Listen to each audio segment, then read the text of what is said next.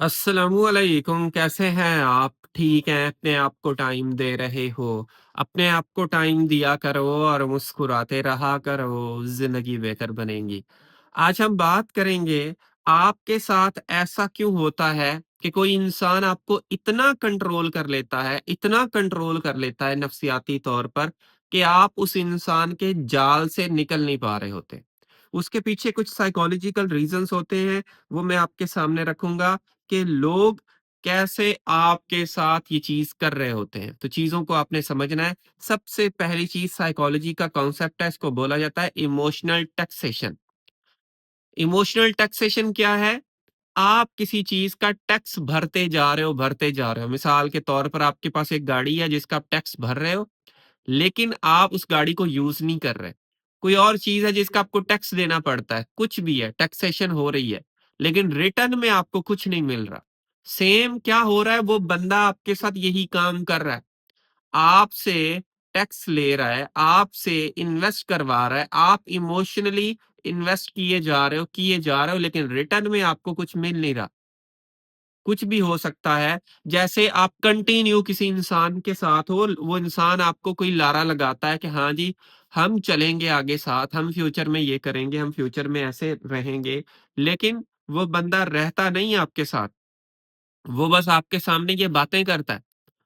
और आप एक आस, एक उम्मीद पे उस इंसान के साथ जुड़े रहते हो कि हाँ जी, अच्छा वक़्त आएगा, ये होगा और आप इन्वेस्ट किए जा रहे हो।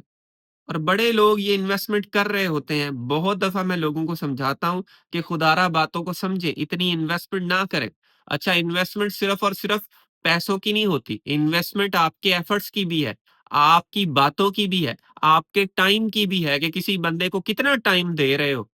किसी बंदे पे कितने अपने इमोशंस ज़ाया कर रहे हो या कितने इमोशंस दे रहे हो उसको। ये सारी इन्वेस्टमेंट है और रिटर्न में जब आपको कुछ ना मिले, तो आपका ब्रेन डेफ़िनेटली ऐसी कंडीशन में चला जाएगा कि आपको कुछ मिले और आप और एफ़र्ट करोगे और एफ़र्ट्स के चक्कर में आप उस जाल में फँसते जाओगे और उस बंदे के कंट्रोल में जाते जाओगे। क्योंकि इमोशनल हो गए, इमोशनल बंदे को कंट्रोल करना बड़ा आसान होता है। कहते हैं जो बंदा ज़्यादा गुस्सा करता है उसको ज़्यादा अच्छे से कंट्रोल किया जा सकता है, उसको ज़्यादा तड़पाया जा सकता है और जितना कोई बंदा काम रहता है, उतना उसको कंट्रोल करना मुश्किल है।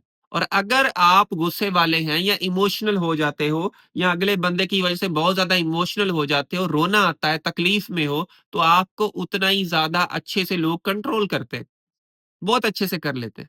अब ये आप पर डिपेंड करता है कि आप कैसे लोगों से डील करते हो या कैसे अपने आप को पेश करते हो। ये चीज़ बहुत ज़्यादा इम्पोर्टेंट है।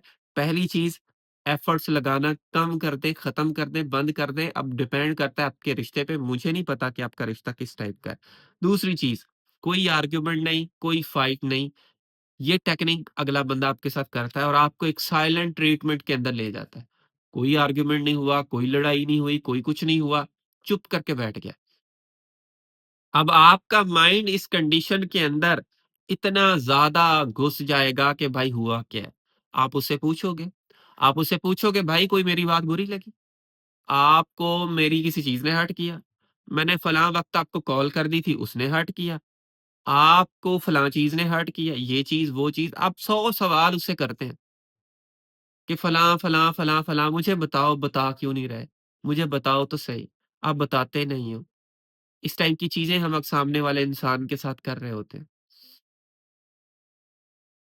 यही तो चीज़ हमें नुकसान भी देती है और हमें उस बंदे में इन्वॉल्व भी करती है। और अगर एक बंदे ने साइलेंट ट्रीटमेंट दे रहा है, आपको चुप हो गया, भाई 1 दफ़ा पूछा, 2 दफ़ा चुप करके बैठ जाओ आप भी।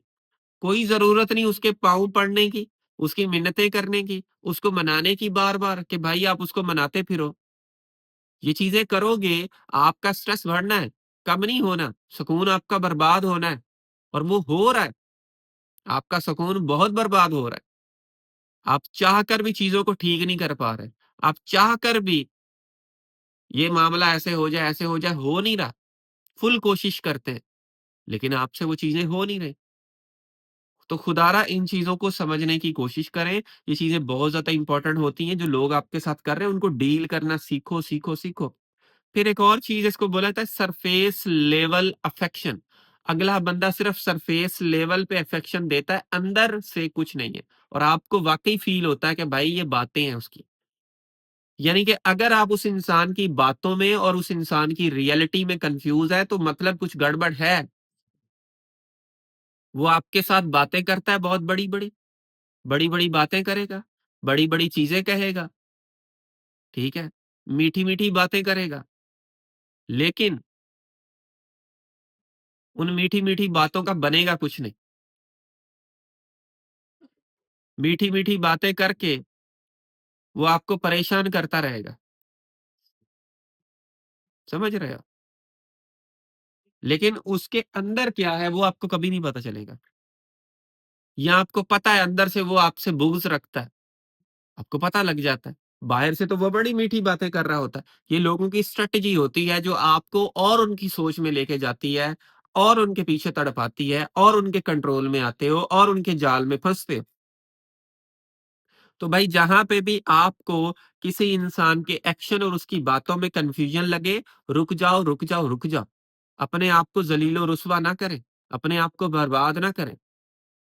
खुदारा इस बात को समझें। ये चीज़ बहुत ज़्यादा आपके लिए ज़रूरी है और इस चीज़ को आप अक्सर इग्नोर कर रहे होते, इस वजह से ना करें। फिर एक और चीज़ है जिसको बोला जाता है एंकरिंग। घोस्ट एंकरिंग क्या है कि कोई बंदा आप घोस्टिंग भी करता है, आपसे दूर चला जाता है, अचानक गायब हो गया, लेकिन आपको कंट्रोल कर रहा है। वो कैसे होता है? क्योंकि वो आपसे जैसे ही दूर जाता है, आप उसका पीछा करते हो। अगर आप पीछा करना छोड़ो, आप कंट्रोल से निकल सकते हो। आप पीछा करना नहीं छोड़ते। वो घोस्टिंग करता है, गायब हो गया 2 दिन, 3 दिन या आपको कहता है मुझे काम है 2 दिन बात नहीं करूँगा। अब आप सोचते हो क्या काम है, बात नहीं कर रहा। तो वो घोस्टिंग कर रहा है, आप उसके कंट्रोल में कंट्रोल का मकसद ये है उसकी बातों में, उसके दिमाग उसी के ख़्यालों में, उसी की सोचों में लगा हुआ है, जकड़ा हुआ है। और आप बैठे सोच रहे हो भाई इसमें क्यों इसने किया? कहीं कोई ये तो नहीं है चक्कर, कहीं वो तो चक्कर नहीं है। फिर आप उसका पीछा करते हो। कुछ लोग तो वाक़ई जासूसी करते हैं, लोगों की जासूसी करवाते हैं।